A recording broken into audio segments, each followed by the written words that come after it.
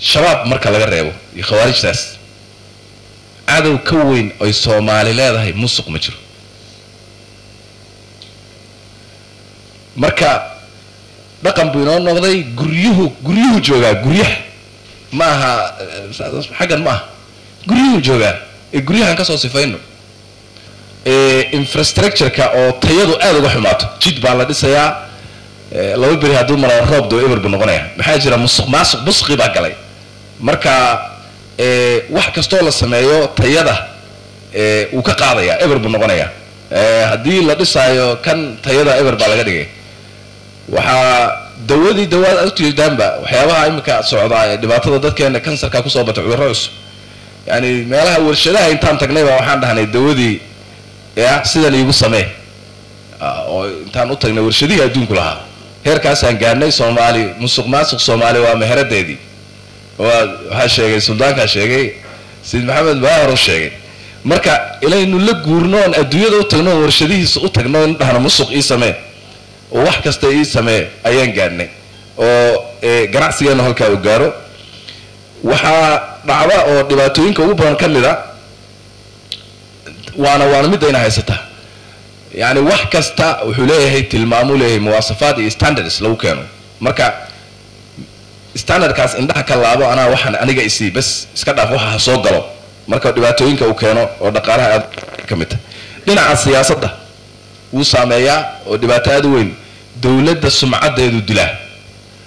hadda waa arkaysteen mafia states oo lama ahayn hadda sumcadda dawladdu dilaya oo sumcadda dawladnimada uu dilo markii dawladnimada la leeyahay sumcadda dadka nationka dhan sumcadiisa ayaa eber noqonaysa marka hadduu lagu sheego marka la leeyahay Soomaalidu musuqmaasuq ay ugu hooseysaa oo ugu liidataa macnaheedu waxa weeye dadka Soomaaliyeed adduunka ugu liitaan macnaha taas laga wada heerkaas ay u saameynaysaa marka sumcad dawladnimada ayaa aad u dhimanaysa waxa dhimanaysa haybadii qaanuunka iyo dawladnimada dhan ba eber noqonay marka idin kama haybaysanayso hay'adda dawladda waxa haybad laga haybaysanay ma aha marka dhibaatooyinka uu keena ay ka mid tahay waxa uu dib keensanayaa reform kasta uu hor istaagay wax kasto la rabo in la reform gareeyo oo la qurxiyo oo la wanaajiyo waxa hor istaagaya darbigaas musuqmaasuqa hor istaagay wuxuu keenayaa in deganaashii uu dhumo oo amniga meesha ka baxo ayuu keenayaa marka ugu dambeysay mar hadiiba ay tahay baabuurka inta ay siiyo haduu qarax wada gali ha galo laakiin aniga intaas aba kugu filan ba yani mushkilada uu keeni karo oo musuqmaasuq uu leeyahay wuxuu keenaa musuqmaasuqu in dawladda ay ka fogaadaan dadka kartida leh ee aqoonta leh inay manaasibta muhiimka ah qabtaan oo deedna ay manaasibtii ay yimaadaan dad ku yimid laaluush iyo qabiil iyo qabyaalad iyo wax kale oo deedna kulligood corruption marka la isu geeyo oo deedna performance-gii iyo shaqo gudashadii ay hoos u dhacdo dhaqaalihii meeshaas ama siyaasadii dawladdu ay meeshaas eber ku noqoto oo dawladdu ay yeelato dad liita ay u shaqeeyaan dadkii qiimaha badnaa yani liita markaan ka wada yani tayadooda ahaan laakiin dadkii tayadoodu aad u sareysay inay banaanka ka joogaan dawladda oo ayna soo gelin ayay keenaysaa ugu dambaysta waxay keeni oo siyaasad ahaan in dawladdu lala shaqayn waayo oo bulshadu ay dawladdii ay hay'adaheedii la shaqayn waayaan oo arkaan nagada maxkamad garsoor waxaan u doonaynaa shabaabka wax lala shaqayn kara maaha maxaa jira ila meeraysay ku gelinayaan oo maanta oo dhan waxbay kama dhamaanayaan marka waxyaab practically inagu aynu aragnay oo muuqdo oo haybadii dawladda iyo dawladnimadii iyo kalsoonidii marka ugu dambeysay dawladda lagu qabay waxa meesha ka saaraya musuqmaasuqaas ka saaraya dhinaca ijtimaaciga ama dhinaca bulshada wuxuu keenayaa nasiijka ama isku xidhnaanta bulshadu isku tolan tahay dad iscaawiya oo isku tolan oo isla jooga wixii uu burburinaya eber buu ka dhigayaa waxa soo baxay bulsho isnacab oo qaarna waxaysanin maxaa jira fursaduhu uma sinna fursadahayna u sinayn sidaa darteed waa bulsho hoosta colka ah laakiin korka laga yaabo qolofka inay ka wada joogaan marka waxyaabaha uu keeno ugu dambaystana yani mar haday taas gaadho wax la yiraahdo amni ma jiro dhulkaas iyo deegaanka ama bulshadaas waa bulsho khatar ah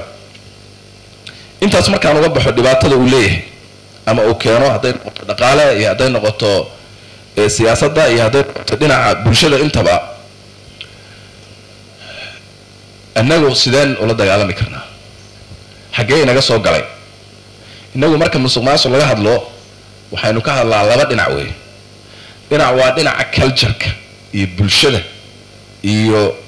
bahalkan root-ka ku tagay ee bulshada ka soo dhashay ee bulshadu qabta dhexdeeda public ah midna waxa weeye waa kan laga hadlo systemka dawladnimada iyo wixii system ah ayaa la soo aadaa marka inta badan waxaynu ka hadalnaa systemkaas aynu ka hadalnaa aniga waa la igala khartisan yahay kaas waa la igala khartisan yahay sababtoo ah bulshada haddaan laga daweynin bahalkan oon hoos laga daweynin oo la yiraahdo xafiisyada halala soo cararo qofku asagoo ku jira tii ugu darnayd ayaa laga yaabaa inuu xafiiska dawladda la soo aado wasiir iyo laga hadla agaasime iyo dhinacaas waxaa dhici karta inuu shirkadu shaqeeyo ama uu hay'ad u shaqeeyo lacag buu qaataa shahar baan qaadanaa laakiin waxaa dhici karta inuusan dan ka lahayn inuu maanta xaadiro ama uusan xaadirin inuu 2 saac joogo iyo inuu 1 saac joogo inuu 4 saac joogo iyo inuusan tagin intaba waxaa dhici karta inuu mas'uul yahay laakiin shaqada inuusan tagin uma malaynayo inuu musuqmaasuq sameeyo ma fahamsan yahay qofka anagu ma fahamsanahay anigu ma fahamsanahay saacadaha la igu talagalay inaan shaqeeyo inaan saxiixay inaan contract la galay bulshada oo saacadaha anigu aan lahayn oo deedna hadii aan shaqeynin saacadahaas waxaan cunayaa inay xaraan tahay oo musuqmaasuq ay tahay oo shaqeynay horta taas ma ognahay waa qodob bal idinka dib u fiiriya bulshadeena inay waxaas maskaxda ku haysiyo in kale dib u fiiriya still waa ku jirnaa waliba waxa kaaga daran tuuga wala difaaca xildhibaanka difaaca oo odayga difaaca oo beesha difaacis oo lama hadli karaba oo tarahaba laga kala ridayaa asaga dhinaabusha idla hadli kasta ma jirto wartuuga maya loogama yaabana ma la taaban karo reebel baa la taabtay reebel baa la burburay hadaad weydiiso war muxuu ku taraa waxba uma taro hal xabo uma taro adii muxuu ku taraa dad muxuu ku qabtaa waxba buu ku leeyahay laakiin waa dhaqan samaysmay waay tuuga waan difaacna haday timaado musuq ceeb baan dhex fadhinaa Soomaaliya hadan waxaan aniga aaminsanahay shabaab marka laga reebo iyo khawaarijtaas adow ka weyn ay Soomaali leedahay musuq ma jiro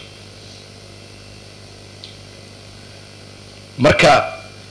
dhaqan buu inoo noqday guryuhu joogaa guryaha ma aha xagan ma aha guryuhu joogaa ee guryahan ka soo sifayno marka xafiis yaa yimaada xafiis dad guryo ka soo baxay oo dhaqamo wata oo guryahoodii kala yimid oo waxa xalaash iyo xaaraanto sidoodaba guryahoodii kala yimid wax ah oo waxa maansadka ay aaminsan guryahooda kala yimid xafiis isugu yimaad kuwaas madax noqda wixii ay meesha kala yimaadeen un bayna ayaguna exercise gareeyaan wax kale oo banaanka yimaadaan ma jiro innaga sida uu xeerilaaluhu sheegay way waxa ayaabaha adduunyadu inaga xisaabiyaan waa waxyaabo la yaqaano oo la leeyahay waxaas ma leeyihiin maya mayna samaysan waxaas ma leeyihiin maya maysan samaysan taan ma leeyihiin maya mechanismskaas jiro oo adduunka jira iyo standardkaas ma leeyihiin maya malaha mar hadayna intaas lahayn yani waxa waaye musuq waay macnaha waa sidaas marka taas inaan dhisano oo aan soo gaadno meeshaas bini aadamka waxa uu samaysan wax la eegana samaysano way naga go'an tahay talaabooyinkeedina waa wadnaa waxa uu soo horeyn doonaa inaan hay'adihii dhameystirno oo musuqaas oo hay'adii la dagaalanka musuqmaasuqa ay ka